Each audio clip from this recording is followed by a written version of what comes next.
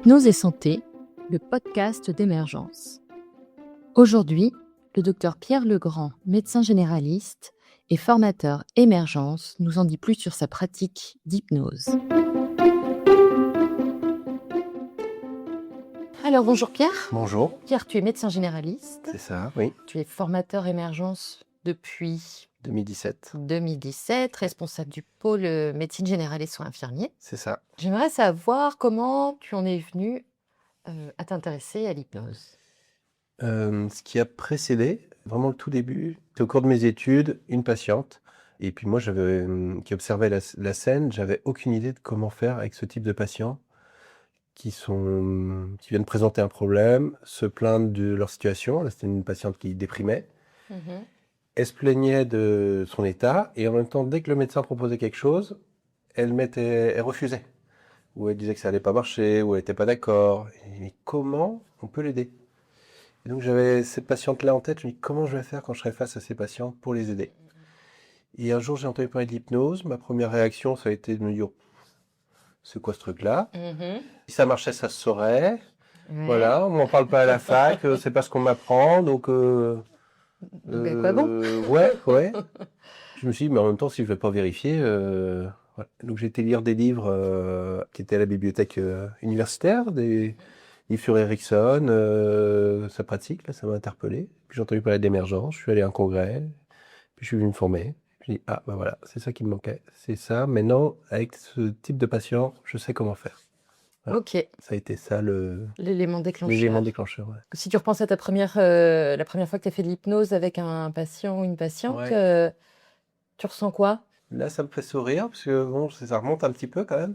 C'était au cours de mon internat, et l'intérêt d'avoir fait ça alors que j'étais encore en train d'apprendre la médecine aussi, c'est que j'ai pu tester dans différents services, différents types de patients, en pédiatrie, en médecine adulte, donc en hospitalier, en médecine générale aussi.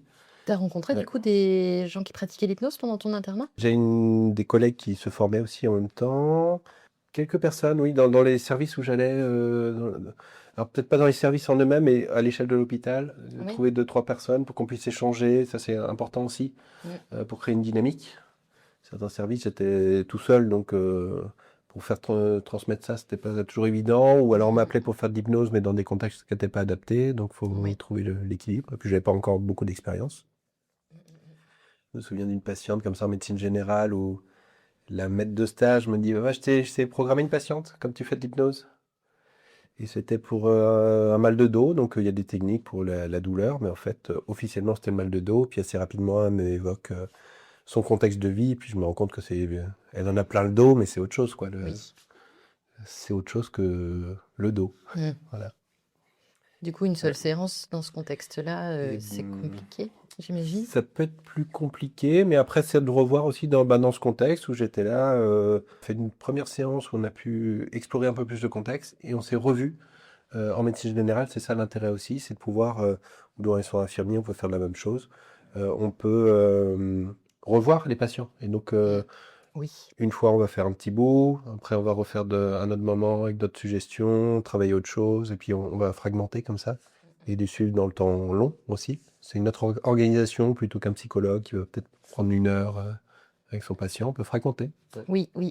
Et pour toi, ça, c'est un vrai plus, de pouvoir fragmenter. C'est une autre manière de faire, mais ça peut être intéressant aussi, quoi. Et tu évoques les soins infirmiers, c'est vrai que depuis 2 ans maintenant, la formation s'est élargie, en tout cas son intitulé englobe la médecine générale et les soins infirmiers. Ce lien, du coup, il était évident pour toi?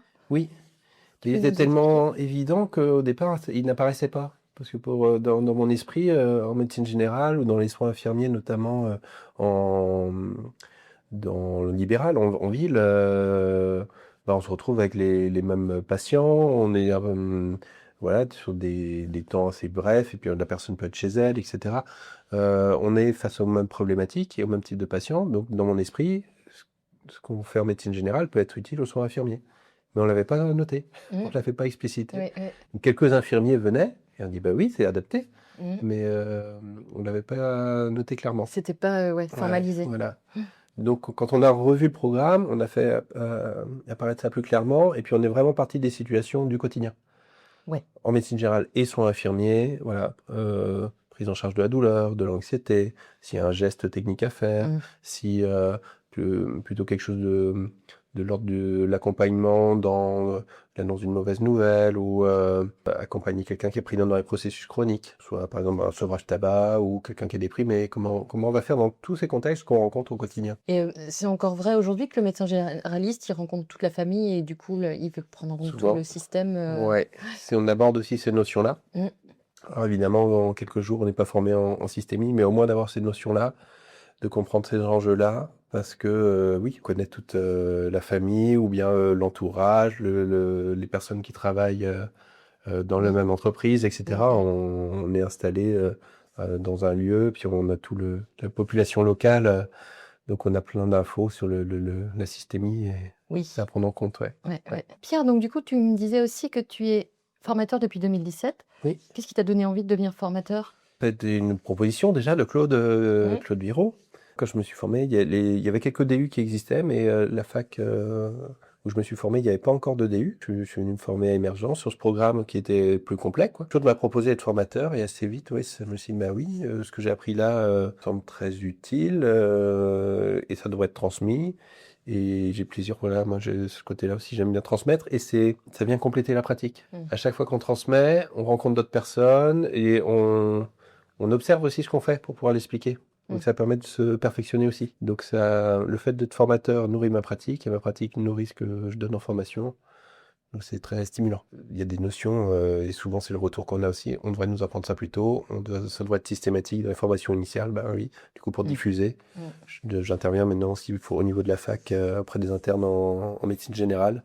J'essaie déjà de leur donner quelques infos, qu'ils entendent au moins un peu parler de ça, de savoir que ça existe, qu'on peut faire autrement, qu'il y a des techniques, des outils, que ça s'apprend. C'est pas forcément inné, automatique. Ça s'apprend. Voilà. Ça s'apprend. Ouais. La compétence relationnelle, en fait, d'abord, l'alliance avec le patient. Et là, par exemple, je suis en train de donner une formation, on précise comment on pose le cadre, comment on négocie un objectif commun avec le patient. Et c'est des notions essentielles. Si je repense à la patiente du initial, là, et ben maintenant, je vois beaucoup des patients qui sont dans ce schéma-là, et j'ai les outils, j'ai les techniques, donc c'est agréable en fait de travailler avec ces patients-là, et ça les permet d'avancer, donc c'est satisfaisant pour eux et puis pour moi, parce que je vois que j'apporte quelque chose. Et puis eux, ils avancent, quoi. Toi, tu travailles aussi un petit peu en milieu carcéral encore? Plus maintenant, mais j'ai travaillé pendant 3 ans, ouais, en médecine générale, milieu carcéral, ouais. La pratique est assez différente? Il faut prendre en compte ce contexte, évidemment. Il y a beaucoup de patients psychotiques, donc il faut y aller assez doucement. Je crois que c'est à peu près 20% des personnes incarcérées qui peuvent. Donc il faut avoir cette vigilance-là. On peut travailler avec l'hypnose, mais on va travailler différemment avec les patients psychotiques. Donc toujours voilà, être vigilant là-dessus. Il y a beaucoup de gens qui ont des traumatismes. Donc voilà, ça m'a aidé. Alors moi, j'étais là en tant que généraliste et ça m'a bien aidé. Une chose qu'il a fallu prendre en compte, c'est le temps que les personnes détenues me connaissent, me fassent confiance, avant de pouvoir et sortent de ce préjugé de l'hypnose et la perte de contrôle. Le truc un peu spectacle. Ah non, j'ai besoin de savoir le contrôle, j'ai besoin de garder de la maîtrise. Une fois qu'ils ont compris que c'était pas ça, ok, là ils ont commencé à pouvoir me demander et accepter d'être accompagné aussi avec l'hypnose. Et après, il fallait adapter le fait que, bah, voilà, il y a de l'émotion, etc. Mais ça, c'est vrai partout. Et de prendre le temps pour qu'ils accueillent ces émotions. Et puis, je prenais du temps avec eux avant qu'ils ressortent dans le couloir et qu'ils remontent dans les étages. Et ben, de prendre le temps qu'on ne voit pas qu'ils aient eu un peu cette émotion, quoi. Ouais. Mais ça m'a bien aidé. Ça a pu aider quelques personnes détenues aussi sans ces concepts-là, ces outils, ces techniques qui viennent de l'hypnose, j'aurais été coincé dans quelques situations. De faire de l'auto-hypnose aussi pour sortir un peu de leur contexte de ça. vie très fermé, Bah, évidemment. très fermé, de pouvoir reconnecter à des ressources et de leur suggérer qu'ils peuvent faire ça en auto-hypnose. Ça peut être une des pistes que j'explorais, de traiter des traumatismes qu'ils ont pu vivre, hein, parce que ils ont souvent ce qu'ils sont là, c'est qu'ils ont été aussi auteurs d'infractions, etc. Mais ils ont eux-mêmes pu subir des traumatismes. Donc ça m'a aidé et du coup à les accompagner. Je pense à une personne qui a eu un geste suicidaire parce qu'on lui a dit elle devait sortir de prison.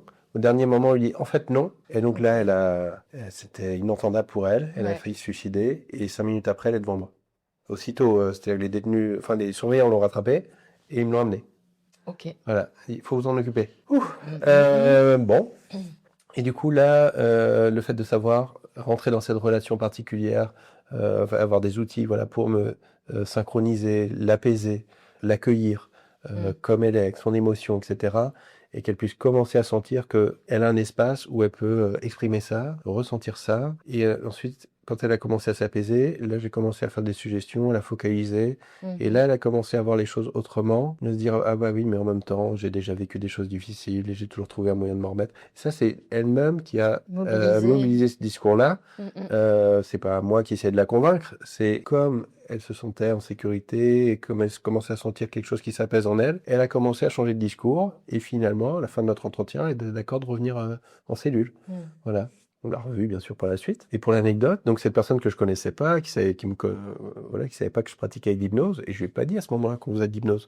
On a juste fait ensemble. Et sa co-détenue m'a dit après, oui, quand elle est revenue en cellule, elle m'a dit je crois que j'ai été hypnotisée. Et c'est possible. C'est possible. Ben oui, parce que l'hypnose, c'est pas forcément un protocole. Oui. Tu peux nous en dire un petit peu plus? Ça peut surprendre certains patients parce que des fois, moi souvent, ils me sont adressés. Et c'est un peu un raccourci. Elle dit allez voir ce médecin, il fait de l'hypnose, il va vous faire de l'hypnose. Et donc les gens ils viennent pour de l'hypnose. Et je leur dis voilà, non, on est d'abord des soignants, on va faire du soin. Peut-être que j'aurai recours à des techniques qui viennent de l'hypnose. Et déjà, bien souvent, avec des patients, en fait, ils sont déjà dans une forme hypnotique. Ils sont dans un état d'hypnose, mais désagréable. Ils sont plus en lien avec le réel. Ils sont un peu dans ailleurs, mais ailleurs négatif. Focalisés sur ce qui ne va pas. Leur douleur, leur angoisse, leur tristesse. Donc, ils voient tout ce qui ne va pas. Et ils ne voient pas autour d'eux la réalité du monde ou les pistes de solutions. Et donc, c'est de les sortir de leur état d'hypnose, déjà. Donc, les sortir de leur état hypnotique. Et pour ça, on peut passer par des états hypnotiques plus agréables, des moments ressources. Ça peut se faire de façon formelle, où on leur demande de s'installer, de fermer les yeux. Donc là, ils se doutent bien qu'il y a quelque chose de particulier. Mais des fois, c'est juste dans l'échange et la manière dont on va discuter avec eux, où on va faire des suggestions, etc. C'est un peu ce que j'aime dire Harrison qui disait ça. Un tiers du temps, je fais de l'hypnose. Un tiers du temps, j'en fais pas. L'autre tiers, je sais pas trop. Et voilà. Et certains patients me disent, mais aujourd'hui, on a fait de l'hypnose? Peut-être. Voilà. Ces processus hypnotiques sont souvent là, de toute façon. Et en avoir conscience, ça permet de mieux les utiliser. C'est un petit peu ce qu'on peut appeler les micro-trans. On est un peu dans le même... Ça peut prendre cette forme-là, des tout petits bouts de transe au cours de l'entretien, de l'échange, de la discussion, des petits bouts. Ou des transes un peu plus longues, mais qui sont informelles. Et donc, les gens ne repèrent pas forcément le début ou la fin, parce que on va commencer à échanger, à discuter, et puis on raconte une histoire, et la personne, elle peut compléter un peu. Elle est dans son imaginaire, mais elle a les yeux ouverts, on discute. Et donc, quelqu'un d'extérieur qui ne connaît pas l'hypnose se dirait, il n'y a pas eu d'hypnose. Et pourtant, la personne, elle a vécu une expérience. Et toi, tu es en mesure d'observer les signaux qui permettent... C'est une stratégie aussi quand les personnes sont un peu résistantes? Oui, ça peut être de cette manière-là. Soit parce qu'elles ont un peu de réticence quand on va commencer à leur dire de fermer les yeux, etc. Elles vont un peu se figer, se bloquer. Bon, mais ça peut être aussi parce que tout simplement, on a commencé à évoquer quelque chose et tac, tout de suite, la personne elle est partie dans l'expérience. Et donc, on en profite, on déroule comme ça, sans forcément lui dire, attendez, il faut d'abord s'installer, il faut d'abord faire ci, il faut d'abord faire ça. Ça aide, c'est des protocoles qui peuvent aider, notamment au départ. Et puis après, avec la pratique, on peut saisir comme ça les moments où, là, il y a quelque chose qui se passe, on va l'utiliser tout de suite. Ça rend ça plus fluide dans la pratique du quotidien. C'est souvent ça, en fait, qui va se faire. Et effectivement, par rapport aux résistances, des fois, on fait de l'hypnose formelle, c'est-à-dire où la personne sait que là, c'est le temps hypnotique. Et elle peut être plus attentive, du coup, à ce qu'on dit, analyser ça. Et en fait, la suggestion, elle va venir dans la discussion qu'il y aurait eu avant ou après. Et c'est plus là qu'on va glisser un message.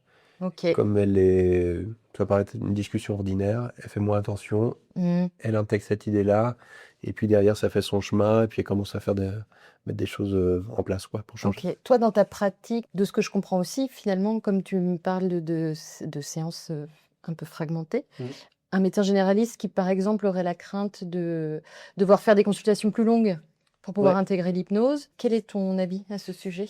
Moi, dans ma pratique, parce que j'ai vraiment orienté vers l'accompagnement comme ça, dans une forme de thérapie, je me prends du temps.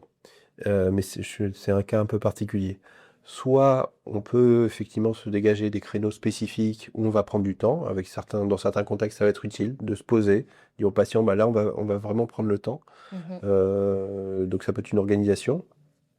Mais on peut aussi, et c'est intéressant, faire sur les 15-20 minutes d'une consultation, un petit bout, ça peut être vraiment réduit à l'essentiel, et on peut aller, hop, déjà bouger un petit quelque chose, et ensuite on voit 15 jours, un mois après, où ça en est, hop, on refait. Et des fois sur les 15-20 minutes de consultation, voilà, ça peut représenter que 5 minutes. Ouais. Un petit moment hypnotique, saupoudré par des micro-trans aussi, et puis et on les revoit un mois, 3 mois après, où ça en est, on bouge un peu, voilà, ça peut être plus fluide.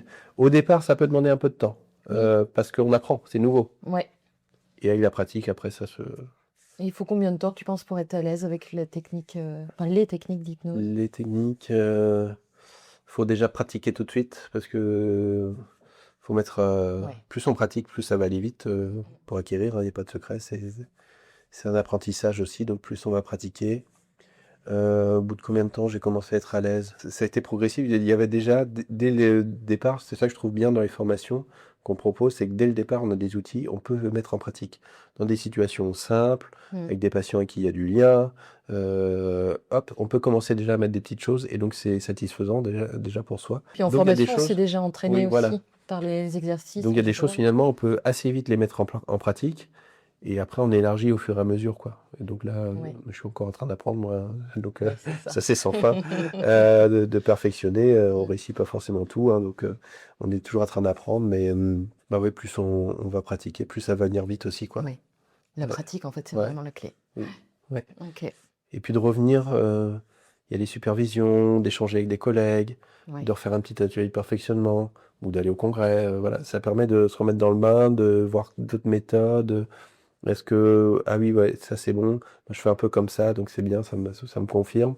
Ou alors, tiens, ça, j'avais jamais vu cette manière de faire. Hop, je vais tester ça aussi, voilà. Ouais. Oui, parce qu'il y a plein de manières de faire. Oui, oui. Et adapter après à soi, son contexte, sa pratique, ce type de patient qu'on voit, voilà. Et donc, à quelqu'un qui hésiterait à venir à la formation hypnose, médecine générale et soins infirmiers, à Émergence, qu'est-ce que tu aurais envie de dire? Pour les soignants qui... Alors, le mieux, c'est de venir nous voir, comme ça vous allez tester. Ça peut être de commencer à s'informer. Il y a Emergence propose aussi plein de ressources qui sont disponibles gratuitement, là.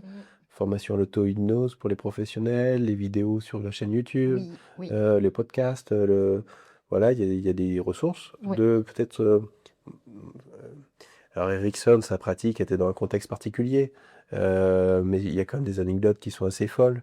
Donc, des choses qu'on ne pourrait pas refaire telles quelles dans notre pratique, mais quand même, ça interpelle, se dire, mais comment il osait faire ça? Et puis, dans des situations où d'autres n'arrivaient pas, hop, il arrivait à débloquer. Donc, c'est-à-dire, ok, ça peut être intéressant d'échanger avec des personnes qui sont déjà formées, peut-être, s'il y en a autour de soi, pour, voilà. Moi, j'étais venu en allant au congrès. C'est un peu moins engageant que de faire une formation plus longue. Ça permet vraiment de Tu sais que découvrir un peu de c'est tout. 30% des participants au congrès ne pratiquent pas l'hypnose et viennent découvrir, en fait. Il y a toujours des programmes. Moi, je me souviens encore de Franck Bernard, Teresa Robles. Je les vois. J'étais là dans l'amphi à Quiberon, Teresa Robles qui nous propose de faire un exercice. Moi, je n'étais pas formé à l'hypnose. Je me suis laissé guider. Je fais, ah, j'ai ressenti un truc là quand même. Ouais, je sais pas si c'est exactement ça qu'elle attendait, mais il s'est passé un truc, c'est intéressant ça. Et de Franck Bernard qui présentait comment il accompagnait pour les poses des péridurales, comment il accompagnait les femmes juste avant leur accouchement, avec les métaphores, les suggestions qu'il utilisait aussi. Ah, je vois les mandalas qui sont derrière. Justement, il parlait de mandalas. Ça m'a marqué, c'était en 2012, ça, à Quiberon. À Quiberon. Ouais. Mmh. Le dernier congrès à Quiberon, je crois. Oui. Et du coup, je me suis dit, il y a quand même plein de professionnels dans plein de domaines. Ça a l'air quand même ils ont l'air sérieux, ça n'a pas l'air trop ésotérique non plus. Il y a des outils concrets, j'en fais l'expérience aussi. Et plein de démonstrations de cas cliniques aussi. Oui, c'est ça. Ouais. Que des patients qui ont bénéficié de ça, qui disent, là, ça m'a aidé. Ouais. Et ok, peut-être que moi aussi, je peux apprendre à faire ça. Parce que c'est pareil, c'est un apprentissage. Il n'y a pas de pouvoir magique. Soyez curieux, testez, renseignez-vous, allez voir. Faut s'écouter, prendre après dans les formations, dans ce qui peut nous intéresser nous. Erikson, par exemple, il disait, mais n'essayez pas de m'imiter. Donc l'enjeu n'est pas de ça, c'est de faire exactement comme l'autre, c'est de voir, tiens, il fait comme ça, qu'est-ce que je vais pouvoir prendre dans sa manière de faire pour moi améliorer mon accompagnement des patients. De quitter un peu l'image de l'hypnose, c'est l'hypnose qui va solutionner tout, et puis j'ai le pouvoir magique un peu. C'est pas du tout ça. C'est pas ça, non. C'est dur ça à déconstruire d'ailleurs. Ouais. Même encore aujourd'hui. Oui, parce que les patients. Et certains professionnels, malheureusement, c'est des outils, des concepts qui vont nous aider à être mieux en relation avec la personne, et de mieux l'accompagner, et d'activer ses ressources à elle aussi. Je vois beaucoup de soignants qui s'épuisent, qui cherchent à tout prix à bien faire, et portent la responsabilité du succès de la guérison. Et sauf que cette responsabilité-là, elle doit être partagée aussi avec le patient, quoi. C'est surtout le patient que ça concerne. Il doit être acteur dans le processus. Et nous, on l'accompagne là-dedans pour qu'il aussi reconnecte à ses ressources. Il a des possibilités d'aller mieux en lui. Il n'arrive pas à les retrouver tout seul. Il a besoin de nous pour les retrouver. Finalement, c'est un cadre à poser pour qu'il aille lui-même chercher ce qui va être ressource pour lui. Voilà. Et pour ça, il a besoin que quelqu'un d'autre soit là à côté de lui pour l'aider. Merci beaucoup, Pierre. C'était très intéressant. Merci de l'invitation. Le podcast Hypnose et Santé est une création Émergence. Pour toute question, nous serons heureux de vous accueillir sur hypnoseaupluriel.com.